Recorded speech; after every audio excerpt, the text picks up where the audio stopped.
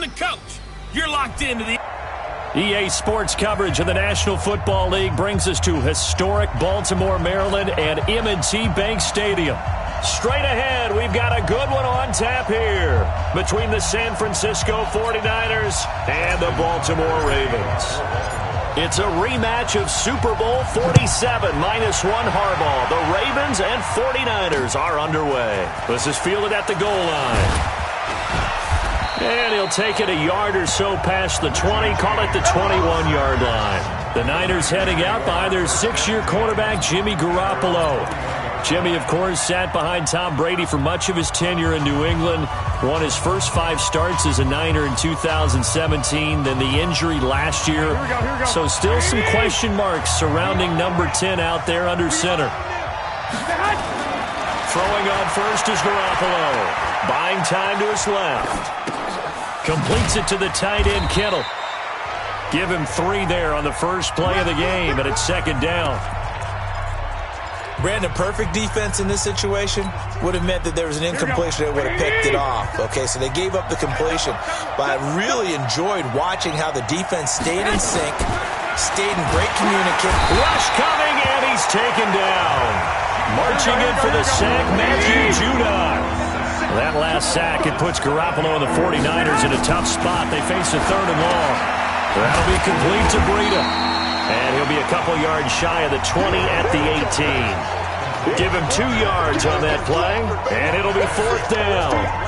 There's an example of good situational football being played by a defense. They understood where the 3rd down play was, the down and distance, and made sure that they didn't get anywhere near that, bringing up 4th down. Yeah, they were sniffing out that marker, didn't want to let him get close to there, and now a likely 3 and out to start. Yeah, I love the way they rallied to the football and got to him and made sure he didn't give up much run after catch.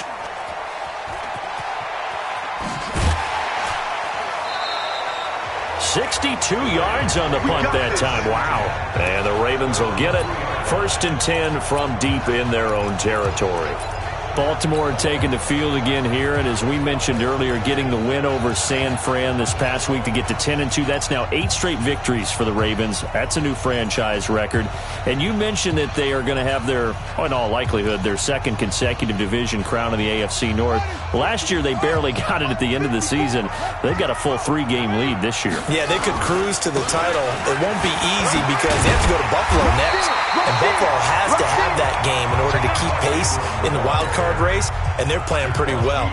But then after that, they're home against the Jets, then they take on the Browns, and then they're home for Pittsburgh. So you're right, they've got a chance to kind of cruise in, but I don't think they're going to play it that way. They've got a lot of momentum going. They're clicking on offense with Lamar Jackson, and the defense has really stepped up its game.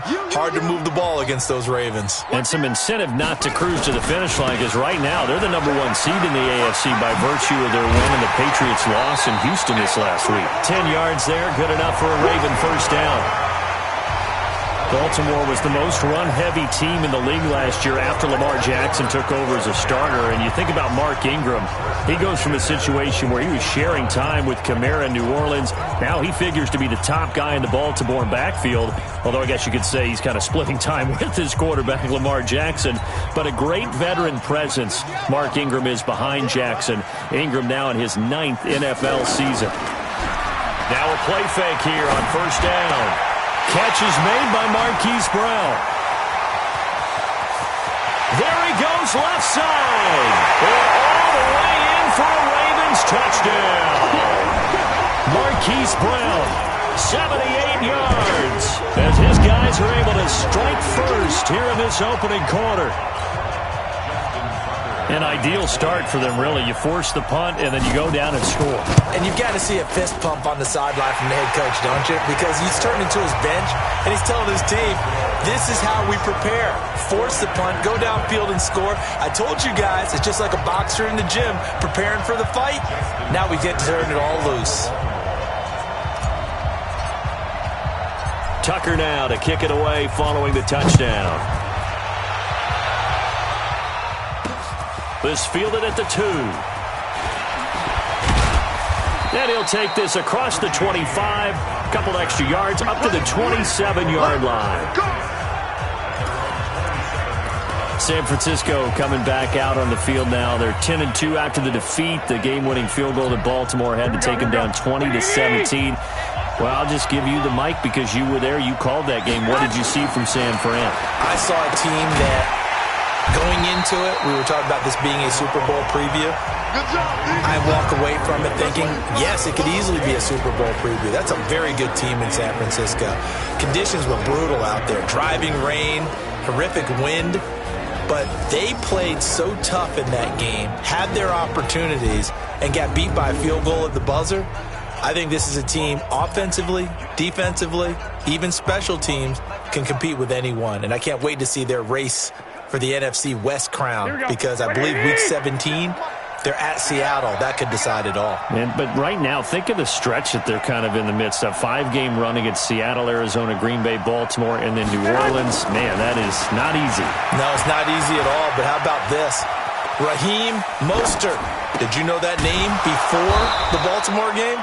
Their running back went for nearly 150 yards. The first time he's ever over 100 yards in a game. They're doing it by committee at the running back position. A different hero each week. That's a good chunk of yardage. It's going to be canceled out. And we always talk about hidden yardage in a game. That's going to count as that because now it doesn't go on the books, but now they have to make that up again, don't they?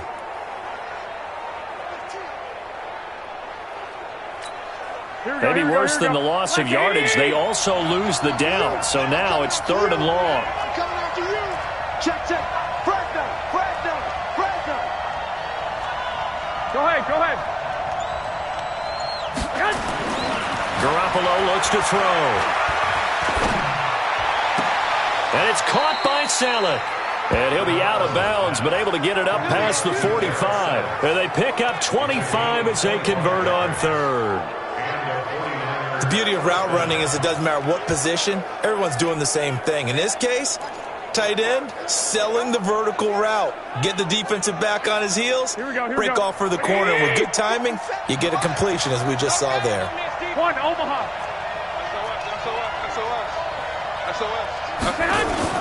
Now a man who really stepped up last year. This is Matt Breida.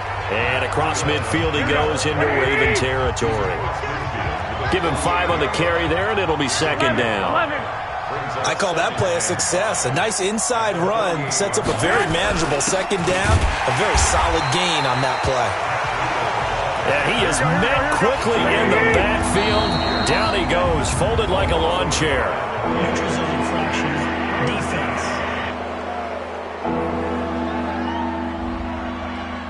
So they got him coming up from his linebacker spot. And sometimes the position designation really doesn't matter. If you creep up to the line of scrimmage, you just have to look for the football. Make sure it moves before you do. They only need a yard here. 3rd down and 1 after the penalty.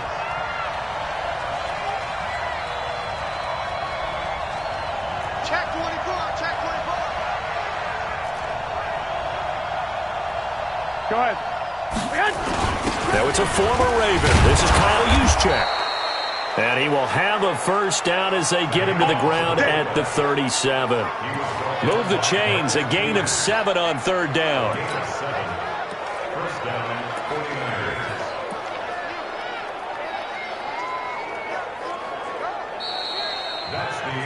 After 1, 7-0 on EA Sports.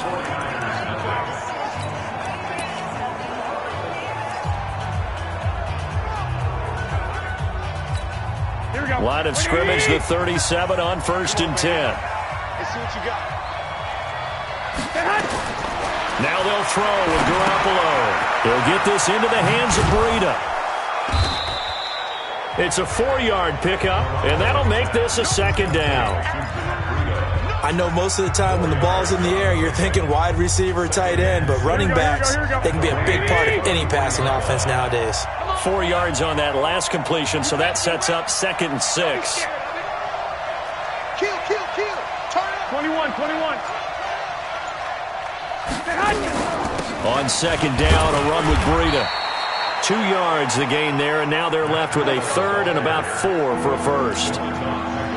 Partner, we know today's NFL is really built around the guy throwing the football. But these short runs, they still pay dividends because they can take their toll on a defense, and they can add up as the game goes along. You control the clock, you control the ball. And he's going to be taken down. Pressure gets there back at the 39-yard line. Great job defensively. I think he was trying to go through his progressions, find someone to get rid of the football. Before he knew it, he was on his back. So that just brings us right back to what you said in the beginning. A great job defensively. Nowhere to go with the football. That led to the sack.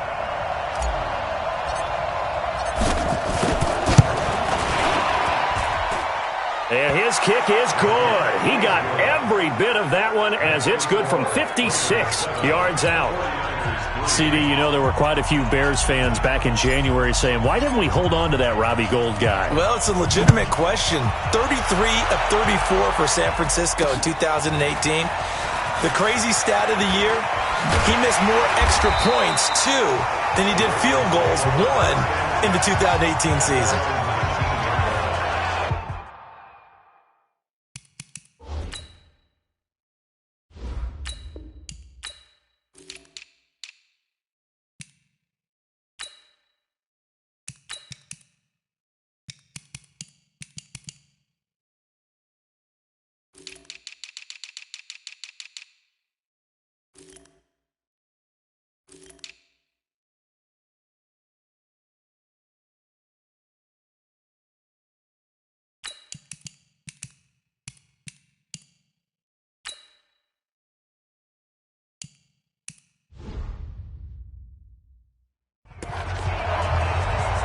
And now Baltimore gets set to take the field. Last time they were out here, they had the benefit of good field position, led to a touchdown. This time, they're going to have to work for it. They are, but with that last drive that culminated in a touchdown, I think they carry that confidence into this one. Doesn't matter where you start with the football now, they have to feel great about their opportunity.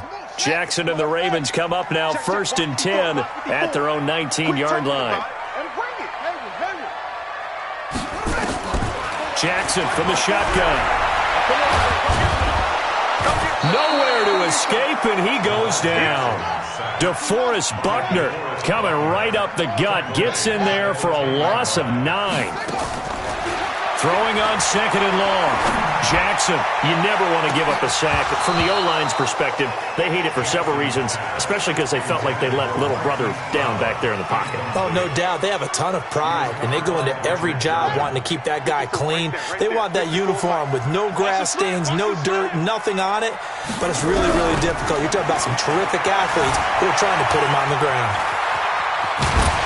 And he's able to get this one all the way past the 30. Jackson always a threat to run. He's got the first down. He was the NFL's leading rusher among QBs a year ago. Everyone in this stadium knows Jackson can do that as well as any QB in the league. They talked about limiting some of his running this year, especially the design runs, but he's still going to scramble when he feels he has green in front of him. He led all quarterbacks last year, 695 yards rushing, and keep in mind 80% of those came in the 7-game stretch when he was named starter late in the season.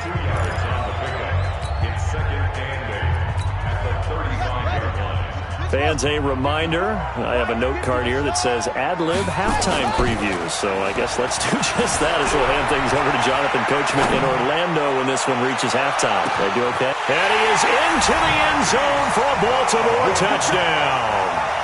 Hollywood Marquise Brown.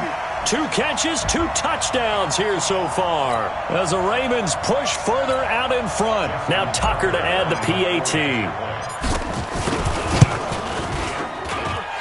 This one's right through to make it a 14-3 ball game. So that drive spanned 5 plays. And it's capped off by the Baltimore score. Tucker now to kick it away following the touchdown. And this will not be returnable. It's out of the back of the end zone for a touchback. And San Francisco gets set to go here. Their deficit is 11, 14-3, and needing to get something going here as they come up on 1st and 10. Here we go. Like 20. Rip left. 21. Here we go.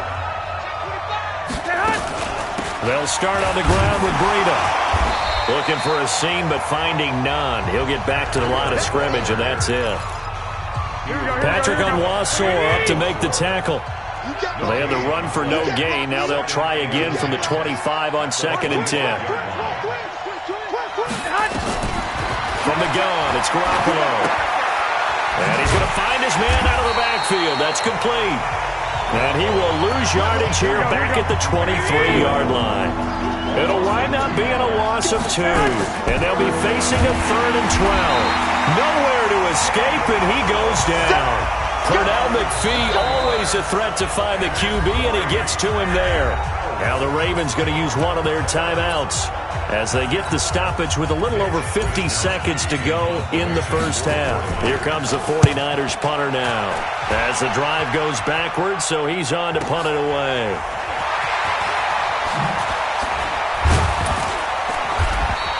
A nice job on the return there, 16 yards. And the Ravens, they'll take over. Now the Baltimore offense heading back out onto the field. And right now they're saying, hey, let's keep this going. 2 drives, 2 touchdowns. Yeah, can't ask for a better start than that, can you? I mean, this is the way you practice it. This is the way you rehearse it. But right now, the play calling, they're locked in really well. Baltimore with good starting field position as they come up 1st and 10 at their own 46. And this one complete to Seth Roberts. The Ravens going to use the 2nd of their timeouts as the clock will stop with 34 seconds to go before halftime. So from the 39 now, they'll come up on a 1st and 10.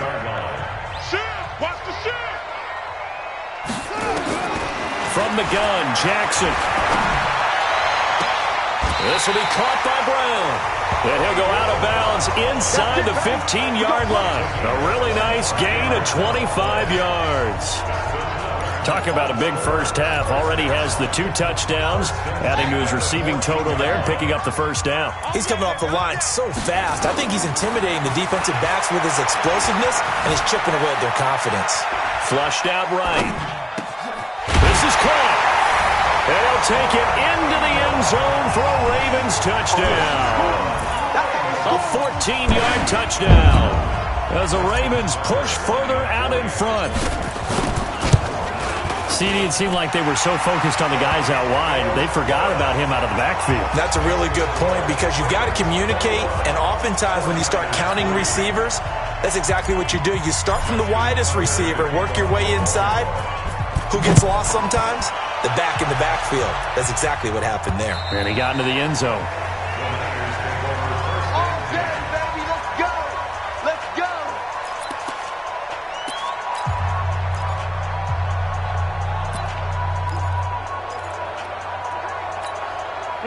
The 49er offense set to get this drive underway. You've got less than 30 seconds left here in the half. You're well on your own side of the field. What are we doing here, Coach Davis? Well, I'm trying something. Into double coverage, and it's intercepted. Picked off by Marlon Humphrey. And a potential turning point as he'll get the football in very good field position late in this first half. After the interception, here's Jackson. They'll roll him out right. Towards the end zone for Brown. And nearly picked it off. He had a chance to come down with that in the end zone, but it'll wind up just being incomplete. An incomplete pass on first down. That leads to a 2nd and 10. Now Jackson to throw again. Stepping up, he's going to keep it. And past the 35, he'll be dropped a yard or 2 shy of the 30. Now whistles and a timeout with 3 seconds left in the first half.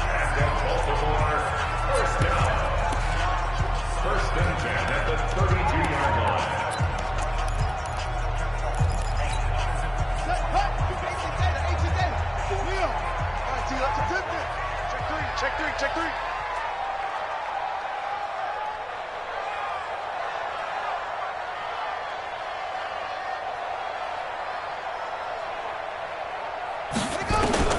Final play of the half here. It's Jackson. He's going to take a shot at the end zone. And this is caught. Touchdown, Baltimore. Marquise Brown as time expires in the first half as the Ravens push further out in front. And just before the half ends, the prayer is answered. Defensively, a disaster there. I know often we're surprised when this actually works. I mean, the excitement level goes way up. We now proceed to the start of the second half. So we've come to halftime after a very one-sided beginning to this one. The Ravens ready to receive it, and they've got the lead as well as we resume play in the second half. This is fielded a couple yards deep. And he'll probably wish he'd reconsidered here. It will cost him 10 yards as he's down at the 15. Well, conventional football 101, tells us if you don't get it back to the 20-yard line on a kickoff return, that's a disappointment. But some of these teams, special teams coaches, with approval by the head coach, they give them full authority to go ahead and bring it out and try to be aggressive. Almost what we call the green light, red light theory. Green light means go, red light means stop. Looks like he had green on that play. 5 yards is the tally on first down. That brings up 2nd and 5. Tough first half for him, unable to put up the numbers he's used to producing. But with a guy like him, you and I both know it just takes a couple of explosive touches for him to make an impact on this game and on the stat sheet as well. 10 yards there, good enough for a Raven first down. They're trying to show that they can run the ball and protect this lead. Give it to the backs, play a little bit of keep away, don't you think? And that's probably a good philosophy at this point, going to make that defense stand up and stop them. Throwing on first down, it's Jackson. He's got a man, it's his fullback. And they get him down, but not before he takes it across the 40-yard line. That one good for 13 and a Raven first down. And the big guy catches the ball out of the backfield, and oftentimes that's quite a surprise to the guys playing defense because not ordinarily thought as a pass catcher, it often works when they decide to dial it up. On 1st and 10, it's Jackson. And a scary incompletion, almost picked off. It would have been their first INT of the game. Instead, 2nd down. Well, partner, Thanksgiving in the rearview mirror, Black Friday, Cyber Monday, all gone. And now if you look at the top 4 seeds right now as we hit, is it the quarter pole or the 3/4 pole? It is the quarter pole, and we get to thank our NFL reporter, Randy Moss, who also has a great background in the sport of kings, for letting us know that's one of the most misused terms in that sport. It is the quarter pole, right? When they headed for the home stretch, is what he also said about it. I can't wait to see how this thing ends. Well, we got New England and Baltimore, the top 2 seeds in the AFC, Seattle and New Orleans in the NFC. You think it stays that way at the end? I think it's going to be a heck of a battle. I think Baltimore, yes. New England's going to get a battle from Buffalo, but I think they're going to stay in the spot. Seattle, they're going to battle San Francisco. They're just going to trade it back and forth, and it's going to come down to Week 17, I believe, to decide that one. And New Orleans, yes, they will retain a top 2 spot. Eluding the pressure right. It's complete to Snead. And this will move the chains again as the tackle's going to be made at the 49ers 19.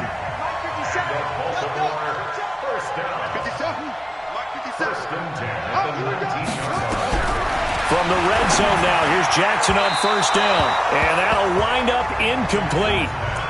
Trying to give his man room to run under it, but it's 2nd down.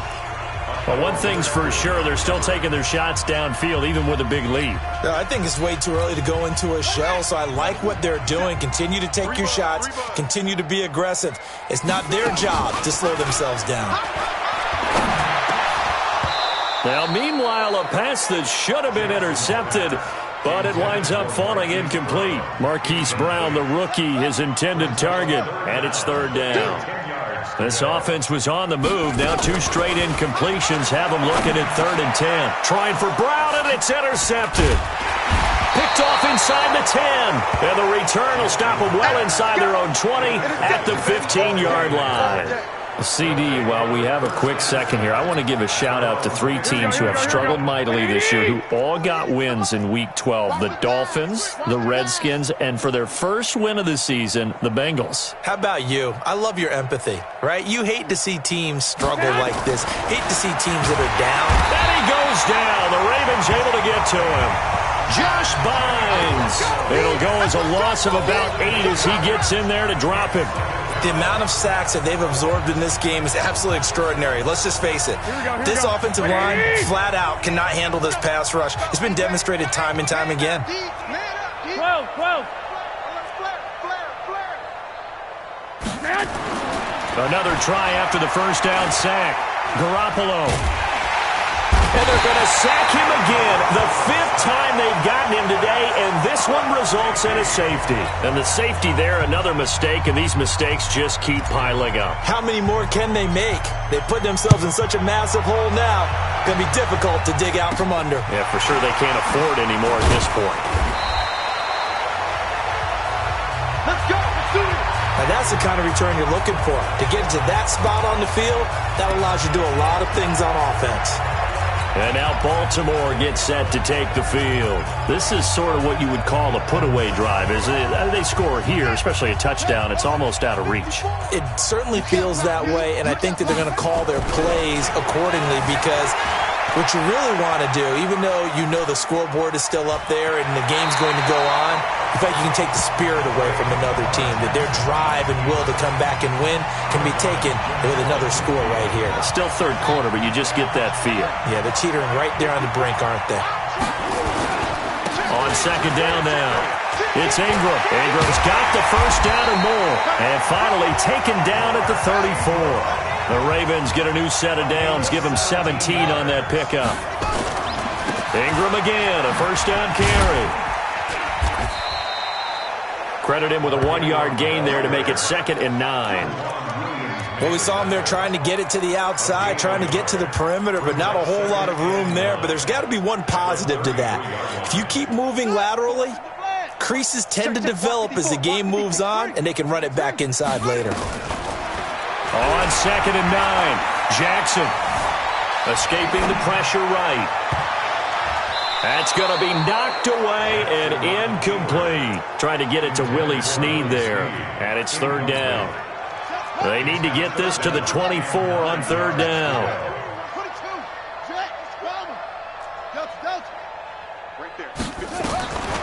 From the gun, it's Jackson. Flush to his right. And the throw there going to be incomplete.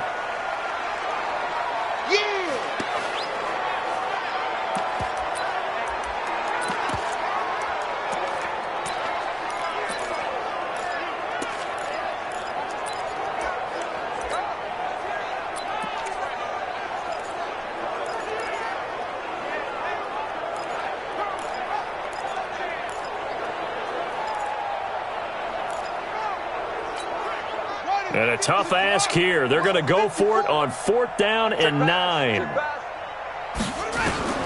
They'll try and throw for it with Jackson. And he's got Snead. And he'll be brought down on what's going to turn out to be the final play of this 3rd quarter. Back now in Baltimore. A lot of happy faces in the crowd at this point as their guys have a big lead here to start quarter number 4.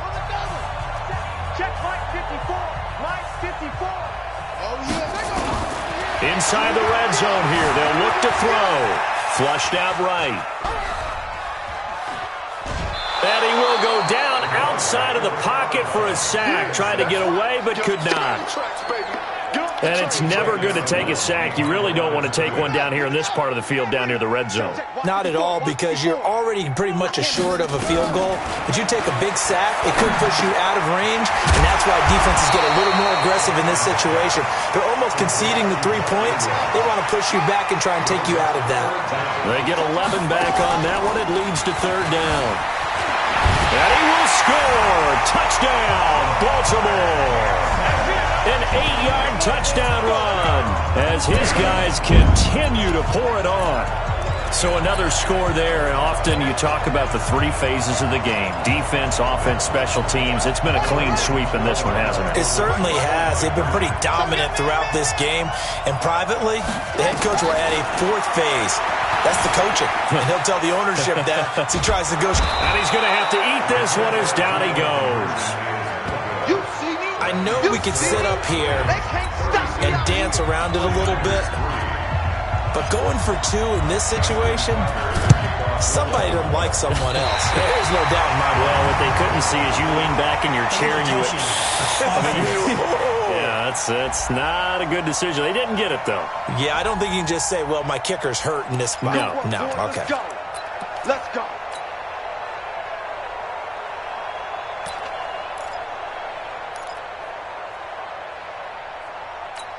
Here we go. So good starting field position for him here as they come up 1st and 10 right at the 50-yard line. Garoppolo now. Being chased out. And a big loss here as he's taken down. We've been around this league for a while, and many coaches never pull their starting quarterback, almost no matter the situation. In this case, though, I think he's got to make a decision. He's taking a pretty good beating out there. Yeah, and with the deficit, maybe not wanting to risk an injury.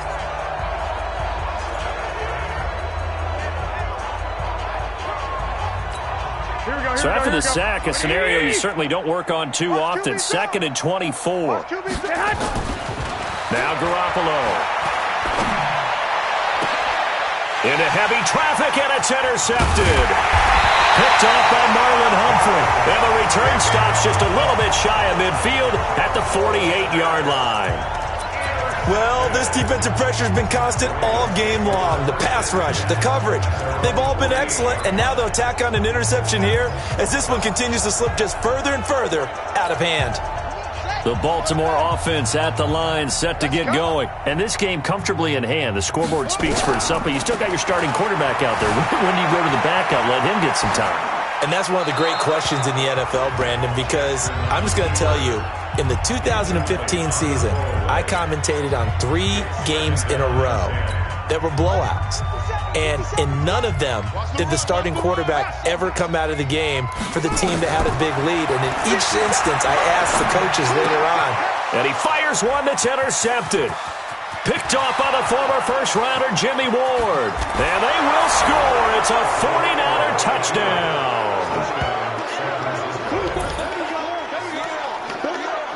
This game's still fairly well in hand, but I think now you go conservative, don't you? Go into your shell, just run the football? I think you have to, but you also have to tell your backs, make sure you're really protecting the football because you're going to run into a stacked defensive front, which is why they were throwing the football before, trying to make sure they just get their backs, really beat up in that situation.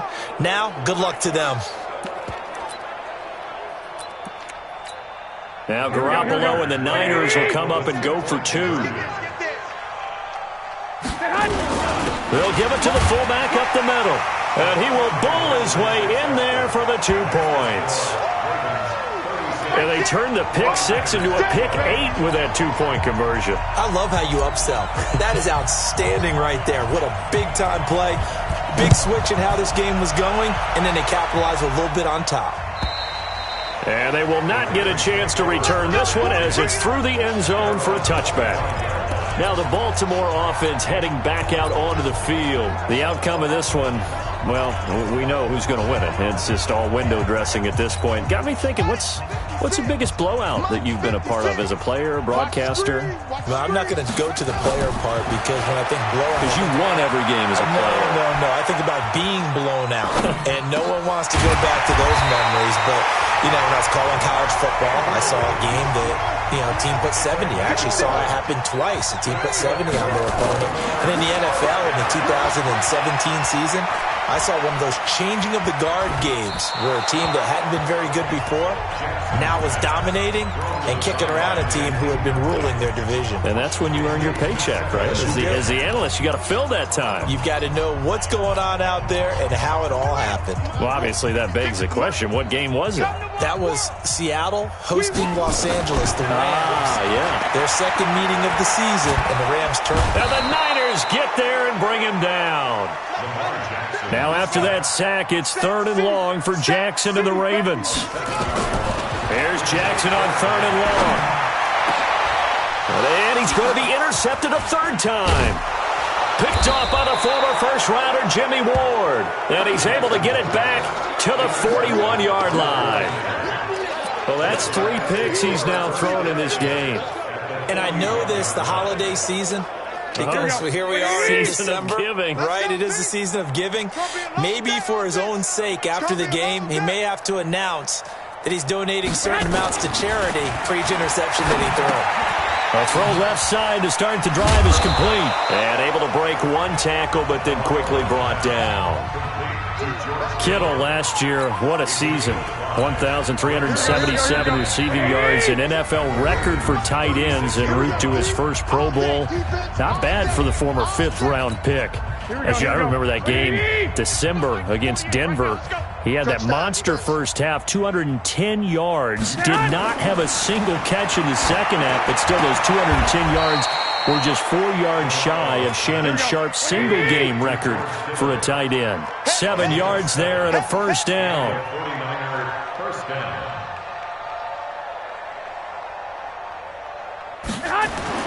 Garoppolo now, first down throw. And they will not get the connection there. It's incomplete. Another incompletion. You know, it's a wonder he's still moving around back there the number of times he's been sacked. Yeah, he's staying out there, isn't he? And you don't think about it much in a game like this, but he's showing incredible leadership. Still competing, still fighting, not taking himself out of a ball game that appears lost. Garoppolo gives to Breida. And he is going to be stopped cold behind the line of scrimmage. It'll go as a loss of a yard, and it'll set up third down.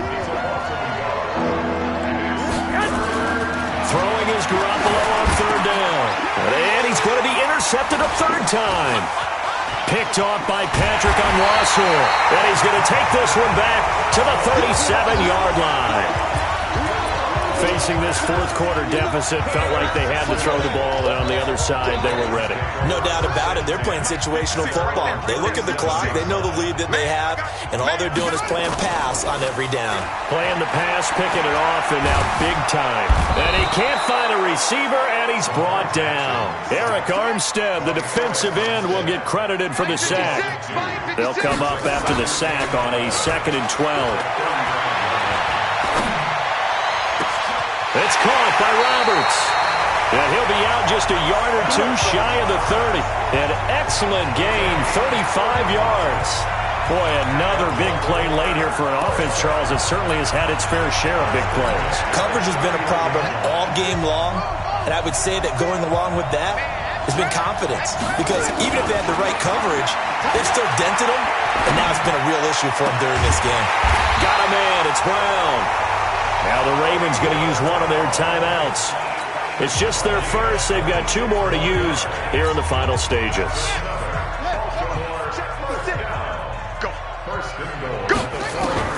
And despite the late lead, Jackson to throw. And they are going to score again. Yet another touchdown as they just add to their totals. I tell you, Charles, you play to the final whistle, I get that, but there are a few folks that might not be too happy with that score late in the game with it already well in hand. You seem a little squeamish about that last score. I struggle with it. I struggle. But on the other, the argument, I get it, on the other side is, hey, do something about it. Stop them. Now, I guarantee you, I know who was really excited. Fantasy owners who had them. Hey, listen, get the points from me. They're not worried about hurt feelings or anything like that. That's just new age stuff. Well, there you go. Just your everyday leading big and you onside kick it with a lead. They got it. I mean, it worked, but interesting call. I think because they have such a margin, they feel a little bit bolder about what they're doing. And it's not only just to try and increase their lead, but that's their way of saying we're in full control of this game and we can kind of do what we want. They go play action here on first down. Towards the end zone for Brown. And it's intercepted at the goal line. Picked off by the former first-rounder Jimmy Ward. And a big turnover there as his guys will get the football back.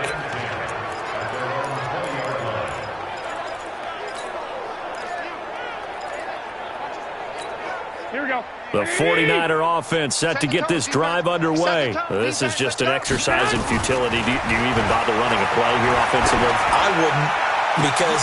And his pass is intercepted for the 4th time today. Picked off by Tavon Young. And that will write a finish to this ball game. Well, Charles, it's one thing to win. It's another thing to win and put up the amount of points.